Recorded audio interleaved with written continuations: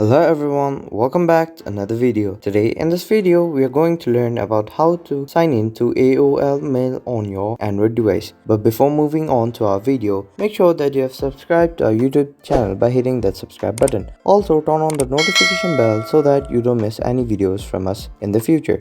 Now, in order to sign in to AOL Mail on your Android device, make sure your device is connected to the internet and also AOL Mail application is already installed on your device. If not, you can also use any web extension and open AOL Mail on it.